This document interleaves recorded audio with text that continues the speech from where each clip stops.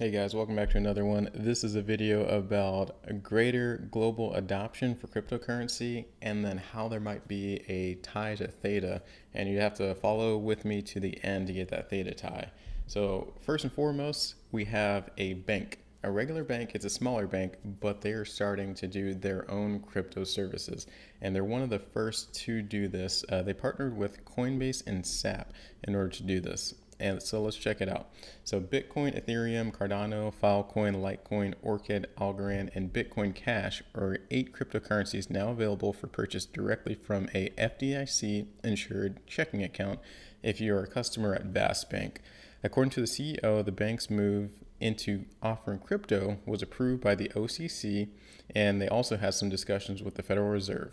So Vast Bank is now the first federally chartered bank in the U.S. to offer the ability to buy, sell, and custody cryptocurrencies directly from the checking account all under one roof. And that is pretty huge, guys, because even though they're a smaller bank, it's just like those smaller countries. You know, we have El Salvador as the first country to widely adopt, Bitcoin, and then soon there slowly will be more and more banks who do this. So let's check it out a little bit more about this article. So customers can manage their crypto portfolios at any time from any location through their mobile app. The Vast Bank digital asset team will continuously evaluate new coins to add to the platform. The Vast Bank crypto banking service is powered by a strategic partnership with Coinbase and SAP, whose technical expertise across the entire spectrum of banking and cryptocurrencies provide a leading edge in offering one of the simplest and most trusted ways for consumers to access the more than $2 trillion cryptocurrency market. And if we check out the website here, so this is Vast Bank. Once again, it's a smaller bank. It has personal banking, business banking, and then this newest one is crypto banking. So we'll check on that. Click on it and check on it. So it has its own app, which is really nice. You can buy and sell 24/7. It's not like the 9 to 5 regular, bank hours you have to worry about. No transfer delays, interest-bearing checkings account, 1% trading fees, and then there's the debit card, and then you can pay your bills. So it has, this feature. So even though it's a smaller bank, imagine this starting to roll into those larger banks, the Bank of America and the JP Morgan Chases. What if those individuals who have custody or bank accounts with those larger bank accounts will start being able to, have more than just a brokerage account where they can buy stocks and options, but they can also buy cryptocurrencies. That's just going to flood a little bit more money, maybe a lot more money, into the overall crypto market. Like we said, it was $2 trillion, but that could explode quickly. And then here is another article about, this was in the past, in April, but why banks are essentially, they were highlighting why banks in the future will add Bitcoin to their balance sheet and allow, their customers to just purchase Bitcoin. And that's what this is highlighting right here. I'll just read a little bit about it, why they were not doing it at the time. So what's holding banks back from offering cryptocurrency? Risk, aversion, and compliance was the two main things that this entire article highlights. And if we go into that, accounting for the accounting, with the accounting principles of the U.S. right now, it's actually quite tough for these larger businesses to have an accurate look or financial spreadsheet for, their bookkeeping. So if we check it out, how does crypto accounting work? So bookkeeping rules used by U.S. companies make no specific reference to them, so they kind of have to mash it together, and they put it in something called intangible assets, such as intellectual properties. So companies record the value of Bitcoin at the time of purchasing in their account. If the price rises, they can't log those gains until they sell. So even though Tesla bought, like $1 billion of Bitcoin back in February when the price was, $20,000 or $30,000, and now it's like $50,000, they can't technically say that they made money on it yet. Kind of like stocks, but on the downside, Yet, if the value of Bitcoin drops, the company must write down the value of their holdings as an impairment charge. So even though Tesla, once again, using that example, they bought it at 20 or 30,000, if for some reason the Bitcoin market or cryptocurrency market crashed and Bitcoin went down to $10,000, they'd have to write that as a $500 billion loss on their $1 billion investment. So that is the downside to investing in cryptocurrency right now, is for these larger institutions.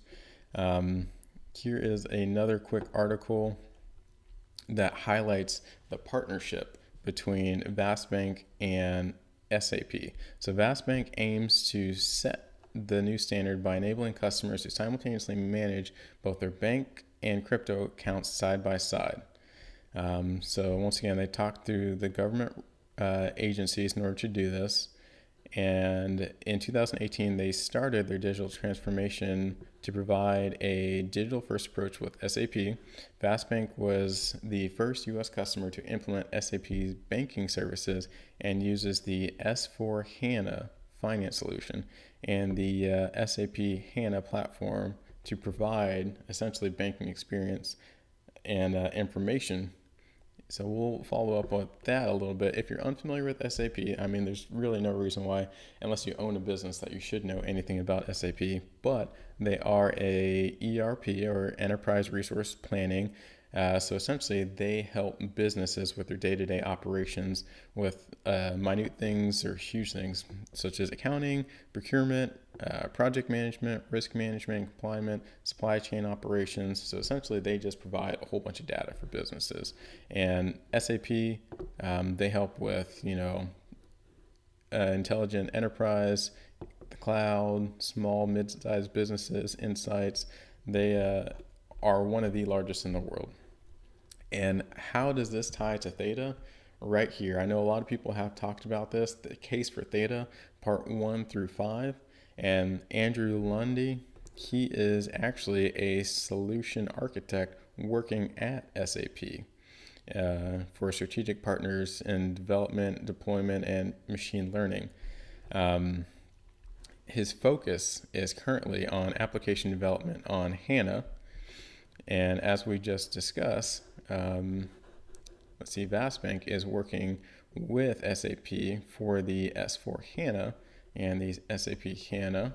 So in the case for Theta, part 5 specifically, so he breaks down why it's important, because businesses, like we discussed earlier, have to account for BTC. And then I'll just read this little paragraph right here. One of the natural questions that comes to mind once you've decided to add cryptos to your balance sheet, if you're a business, if you're an SAP customer using the S/4HANA, then you'll likely, add it to what we talked about before, an indefinite lived intangible asset. And then the next question is, how do you find your daily, value, since Bitcoin goes up and down 24/7, even on the weekends? So they do have some services for that. And then he is creating a solution for it as well that uses Theta. And it's just using Theta micropayments in order to account for this in their S/4HANA software. And I won't go through the entire article because he just walks you through how to do it. But essentially, he's using Theta in order to help businesses in the SAP's solution. And if that's, true, if he can implement this in all of SAP's software, then that would definitely be another use case for Theta that they weren't even progged out to use whatsoever. Theta right now is, big in NFTs, they're big in video delivery. But if for some reason or some way that they can partner with SAP and essentially work with every business and bank who has cryptocurrency on their balance sheet and wants to track it appropriately, that would be pretty awesome.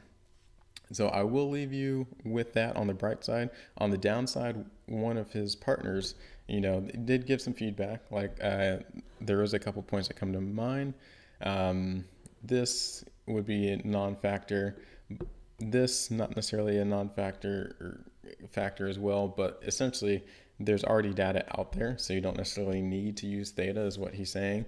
And then another point that they brought up is that rather than automating rate feed, one can simply implement a batch input transaction, and this is just data from the blockchain. So there are some other ways around it, but if this guy is currently working with SAP, and if he does, if he is able to communicate his thoughts and his source code that he already has working, it's very rough right now, but if he's able to do that, then Theta could definitely have another use case for the future. So that's just my thoughts, doing some digging. What do you guys think? Let me know in the comments below.